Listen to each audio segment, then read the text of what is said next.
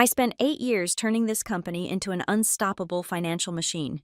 But it only took 8 minutes for the CFO's niece, who'd never earned a single paycheck on her own, to block my promotion right in front of the board. What she didn't know was that I held the only key to their $650 million fund, and I was about to open it in ways they never imagined.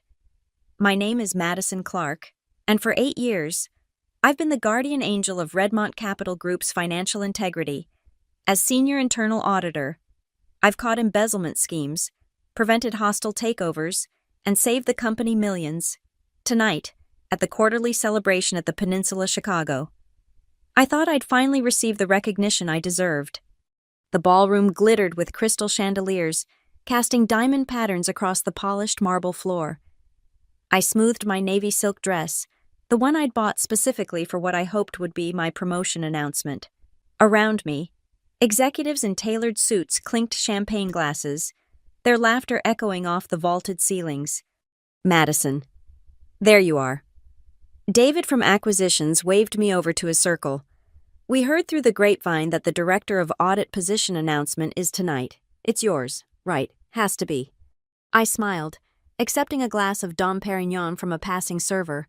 Nothing's certain until it's announced, but I let my confidence finish the sentence.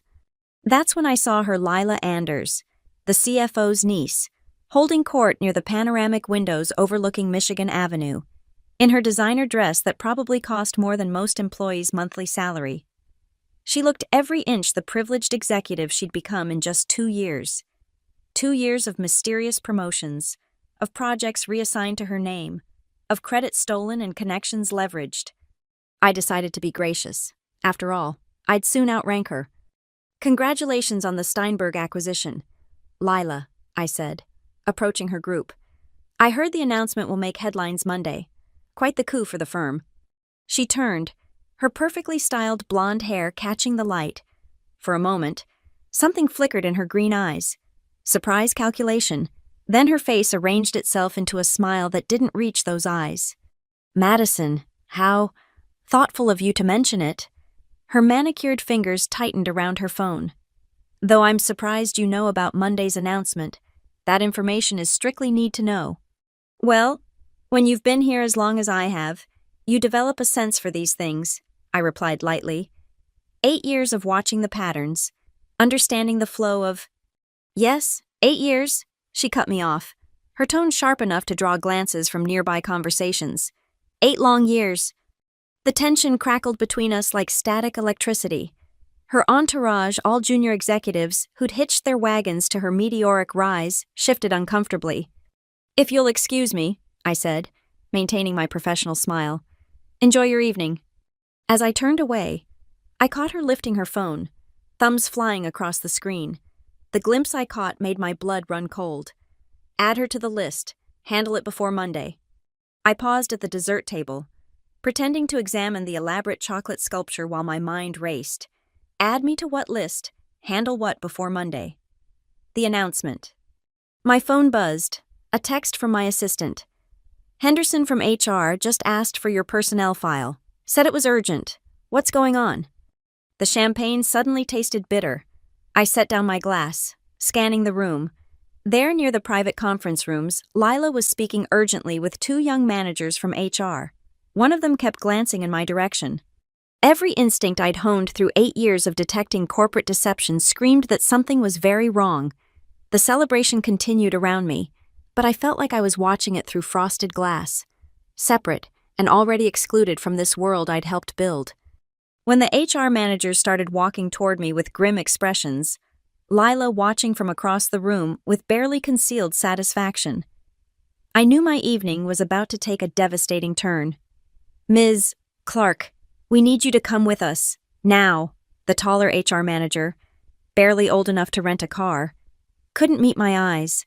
Is there a problem, Brandon? I kept my voice steady, though my pulse hammered in my ears. Please, conference room C, his colleague, a young woman whose name I'd never bothered to learn, gestured toward the hallway. The party chatter seemed to dim as heads turned to watch our procession. The conference room was dimly lit, its mahogany table reflecting the city lights streaming through floor-to-ceiling windows. Lila sat at the head, flanked by the two HR managers like a queen holding court.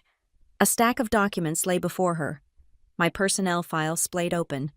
"Sit," she commanded, not looking up from the papers. I remained standing. "I'd prefer to know what this is about first." Her eyes snapped up, cold and triumphant. "You're being investigated for breach of confidentiality. Your comments tonight about the Steinberg acquisition constitute a serious violation of our information security protocols." My comments? I almost laughed. I offered congratulations on a deal everyone in this room knows about. "Everyone knows about it now, thanks to you." She slid a paper across the table. "3 investors received anonymous tips about the acquisition 45 minutes ago. The SEC has already opened an inquiry." The room tilted. "That's impossible. I never—" "You were heard discussing Monday's announcement. You admitted to having inside knowledge. Brandon and Melissa here witnessed your conversation." The two HR managers nodded like marionettes. "This is insane. You know I would never—" "What I know," Lila interrupted, leaning forward, "is that you've been here 8 years too long. Did you really think you'd get the director position? Did you actually believe your little spreadsheets and audit reports meant anything compared to real connections?" The mask had dropped completely now. This wasn't about any breach, this was a hit job, executed with surgical precision. "Sign this." She pushed another document forward. "Voluntary suspension pending investigation, full cooperation with the inquiry, and most importantly," she smiled, showing perfect white teeth, "immediate withdrawal from consideration for the director of audit position. And if I refuse? Then security escorts you out right now, in front of everyone. Your computer is seized, your files audited, your reputation destroyed, even if you're cleared eventually, and that's a big if the damage will be irreversible." I looked at the faces around the table. Brandon wouldn't meet my eyes. Melissa studied her manicure.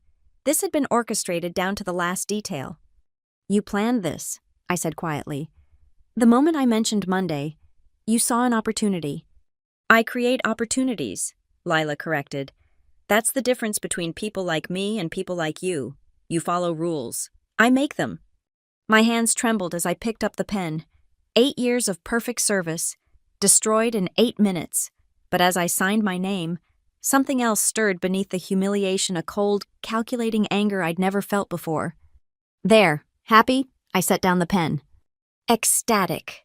She gathered the papers with obvious satisfaction. "Your building access will be revoked at midnight.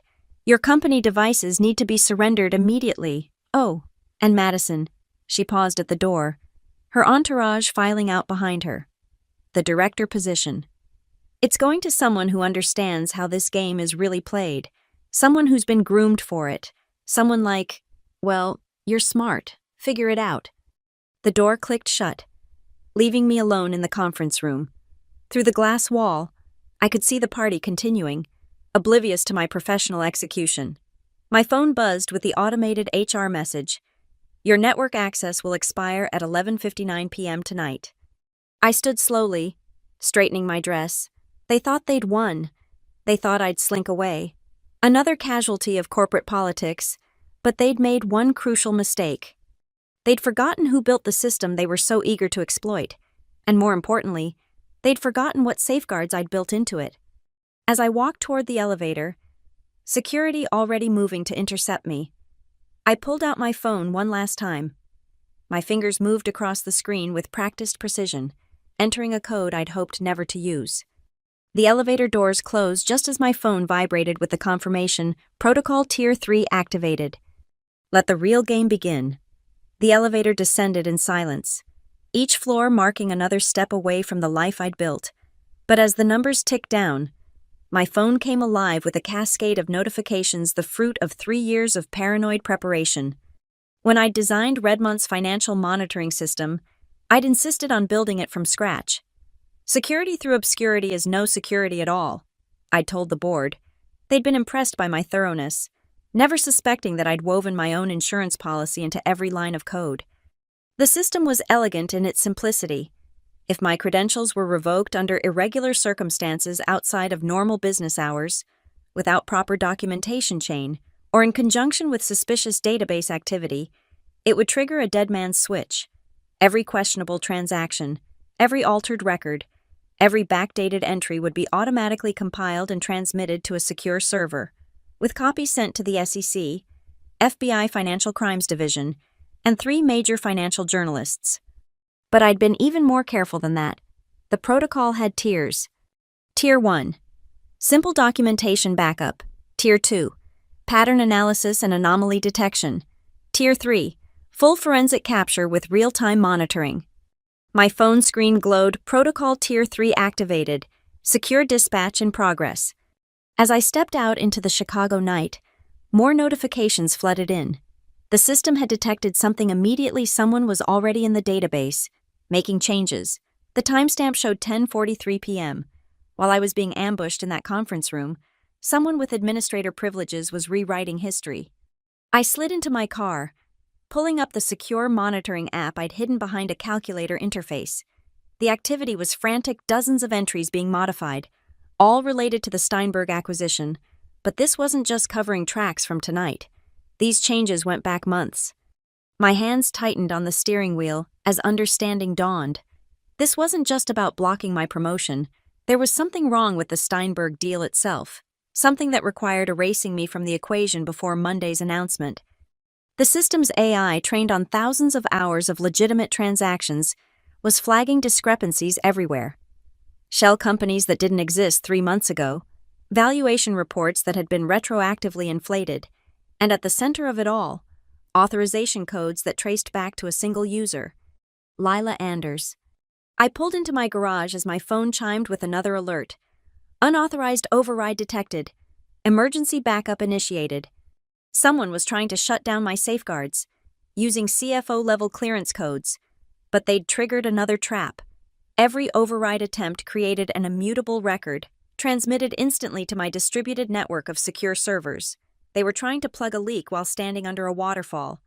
Inside my home office, I activated my personal workstation, completely isolated from Redmont's network, but still receiving the data stream from my protocols. The dashboard painted a picture of desperate damage control. In the past hour alone, over 300 modifications had been made to the fund's records. But it was the pattern that made my blood run cold. This wasn't random fraud. This was systematic. Every change aligned to hide the same thing, a massive hole in the portfolio. Roughly $180 million that should have been there but wasn't. The Steinberg acquisition wasn't a triumph. It was a bandage on a hemorrhaging wound. My secure phone, the one not connected to Redmont systems, rang. The caller ID showed a blocked number. "You have no idea what you've done." Lila's voice had lost its polish, replaced by raw panic. "I've done exactly what I was hired to do," I replied calmly. "Protect the integrity of our financial systems." "Shut it down. Now. We can make a deal." "Like the deal you offered me an hour ago." "This is different. This is—" She caught herself. "You don't understand what's at stake." $180 million, give or take. I let that sink in. Was it embezzlement, or just catastrophically bad judgment? The silence stretched so long I thought she'd hung up. Then, "The protocols, shut them down, and I'll make sure you get your job back. The director position, a bonus, whatever you want." "You can't give me any of that, Lila, because in about 6 hours, you're not going to have the authority to give anyone anything." "You vindictive little—" I ended the call. She'd confirmed everything I needed to know. The system continued its work, methodically documenting years of financial manipulation. By morning, there would be enough evidence to trigger the largest audit in Redmont's history. But I wasn't done yet. If they wanted to play games, I'd show them how the game was really played. The forensic reports scrolled across my screens like a digital autopsy of financial malfeasance. Each entry the system flagged told part of a larger story, one that made my stomach turn with its sheer audacity. The Steinberg acquisition wasn't just problematic, it was a complete fabrication designed to hide catastrophic losses from a failed investment in Meridian Technologies. 6 months ago, Lila had convinced the board to pour $180 million into what she'd called the next unicorn. The due diligence reports in the system, now being meticulously archived by my protocols, showed she'd overridden the risk assessment team's objections. But Meridian had been a sophisticated pump-and-dump scheme. By the time anyone realized it, the money had vanished into a maze of offshore accounts. Instead of admitting the failure, Lila had orchestrated an elaborate cover-up, using the Steinberg acquisition as a smokescreen. My system highlighted the doctored documents with surgical precision. Valuation reports had been inflated by 300%. Non-existent assets had been created from thin air. Approval signatures had been forged, including mine. I noticed with cold fury. She'd been planning to make me the fall guy if things went south. At 2:15 a.m., the secure server pinged with a priority alert. The system had captured something extraordinary live video from the office security cameras. Lila was there, in the executive suite, not alone. 3 people hunched over computers, frantically typing. One of them I recognized as Harrison Blake, Redmont's IT security chief. They'd brought in the biggest gun they had. I activated the audio feed, another safeguard I'd built into the security system under the guise of compliance monitoring. "Can't just delete everything," Harrison's voice crackled through the speaker. "The audit trails are distributed across multiple servers. Even if we wipe the primary database, the backups will—" "I don't care about the technical details," Lila snapped. "Just make it disappear. All of it." "You don't understand.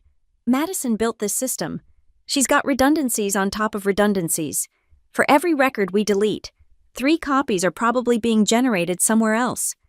"Then we blame her. Say she sabotaged the system before she left, planted evidence." Harrison laughed bitterly.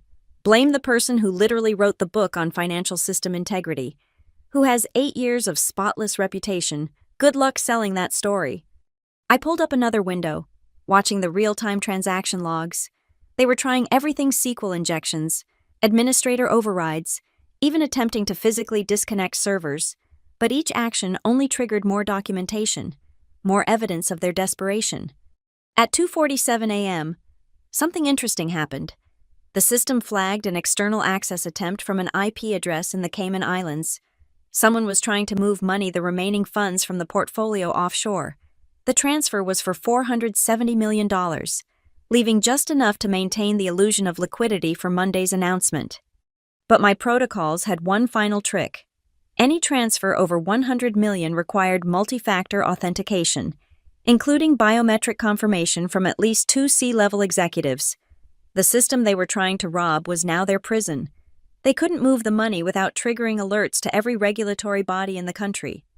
My phone buzzed, a text from an unknown number. "FBI Financial Crimes Unit has received your automated report. Agents dispatched to Redmont Capital. Do not delete any records." I smiled, pulling up the master dashboard. In the past 4 hours, my system had documented 2,300 fraudulent transactions, 47 forged documents, 612 unauthorized database modifications, 18 attempts to transfer funds offshore. 100% of it traced directly to Lila Anders' login credentials. The security feed showed Lila slumping in her chair, her face pale in the monitor's glow. Harrison was backing away from his terminal, hands raised as if the keyboard might bite him. "It's over," he said quietly. "Whatever fail-safe Madison built, it's already reported everything. The FBI, the SEC, probably every financial watchdog in the country has this data by now." Lila's perfectly composed mask finally shattered completely. She swept the keyboards off the desk in rage, then stopped, staring at the camera as if she knew I was watching. "You think you've won," she said to the lens. "You have no idea what you've cost me, what you've cost my family." But I did know.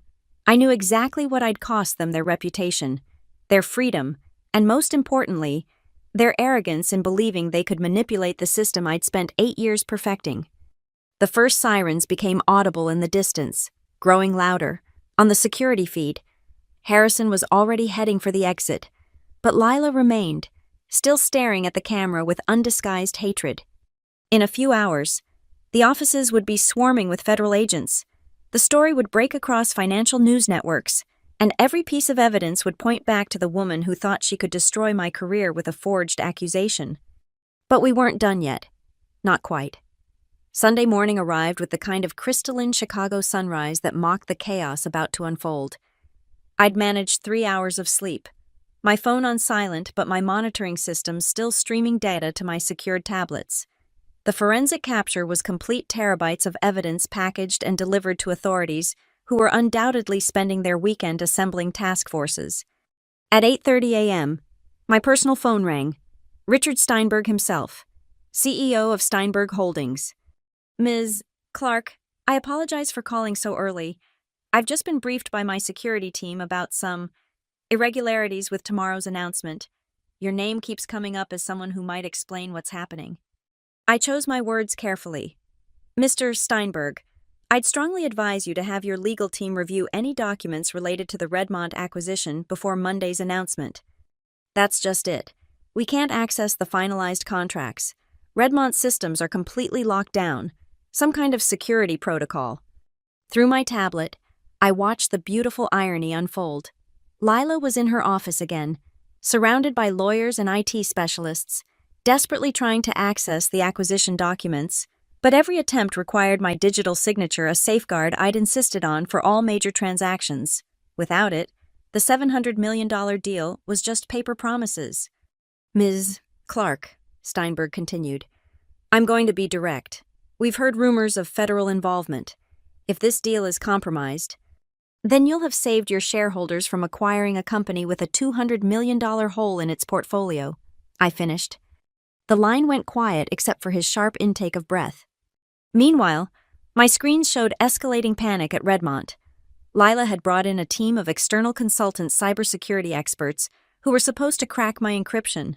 I recognized one from a hacking conference where I'd presented on financial system security. He'd asked pointed questions about vulnerabilities. Now he was discovering I'd listened to every single one.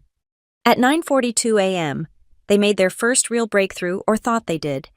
The system alert showed someone had found one of my authentication tokens embedded in the code. Excitement rippled through the room on the security feed as they prepared to use it. I pulled up my override console and waited. The moment they entered the token, I activated the secondary challenge, a biometric scanner that required my palm print.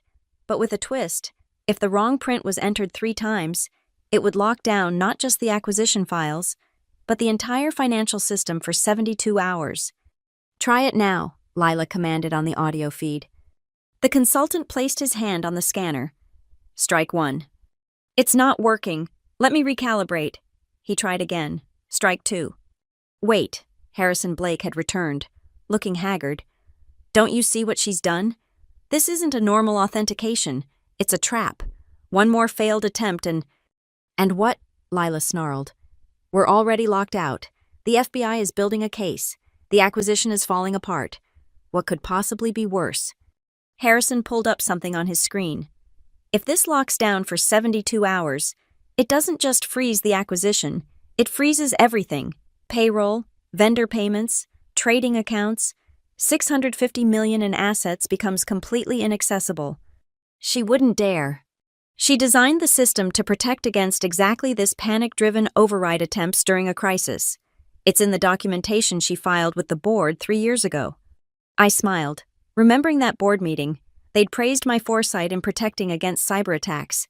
None of them imagined the attack would come from inside. Lila's phone rang. Even through the security feed, I could see her face drain of color as she listened. When she hung up, her voice was barely a whisper. That was my uncle.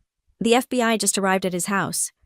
The room erupted, lawyers demanding to leave, consultants backing away from terminals, the carefully orchestrated response crumbling into every person for themselves chaos. But Lila wasn't done. In desperation, she lunged for the scanner. If I'm going down, I'm taking the whole company with... Harrison caught her wrist. You've done enough damage. Strike 3 never came, but the damage was already irreversible. My phone buzzed with a message from the FBI Financial Crimes Unit. Please be available for interview at 10 a.m. Monday. Your cooperation is appreciated. I poured myself coffee, watching the Redmont building through my window. In 24 hours, Lila Anders had gone from queen of the castle to captain of a sinking ship. The acquisition was dead, the fraud was exposed, and the only person who could unlock their systems was the one they'd tried to destroy. But I wasn't interested in just watching them sink. I had one more card to play, and it would determine not just their fate, but my future. Monday morning arrived like a hurricane making landfall. I dressed carefully, my sharpest black suit, the one I'd worn to congressional hearings on financial compliance. Today's performance would determine everything. The Redmont Capitol building lobby was chaos. News vans lined the street. Reporters thrust microphones at anyone emerging from the revolving doors. Security guards struggled to maintain order as employees arrived to find their keycards deactivated. The building on federal lockdown. I walked through the media gauntlet in silence. My pre-authorized federal access badge cutting through the chaos like a blade. Inside, FBI agents had transformed the marble lobby into a processing center. They recognized me immediately. Ms. Clark Agent Sarah Chen, we've been expecting you. The board has assembled in the main conference room. The elevator ride felt like ascending to judgment, but I wasn't the one being judged today. The boardroom was a study in barely controlled panic. 12 of Chicago's most powerful financiers sat around the polished table, faces drawn with sleepless anxiety. At the head sat Marcus Redmont himself, the firm's legendary founder. His nephew, CFO Thomas Anders Lila's uncle, slumped beside him, looking like he'd aged a decade overnight. And there, flanked by federal agents, sat Lila. Her designer suit was wrinkled, her perfect makeup smeared. She looked at me with eyes that promised retribution, but we both knew she had no cards left to play. Ms. Clark, Marcus Redmont's voice carried the weight of his 70 years. I believe you understand our situation. I remained standing. Your situation, Mr. Redmont, is that you have $650 million in frozen assets, a failed acquisition that's made headlines in every financial publication globally, and a fraud investigation that's uncovered systematic manipulation dating back 2 years. Your stock price has dropped 40% in pre-market trading. We're aware, he said dryly. The question is, what do you want?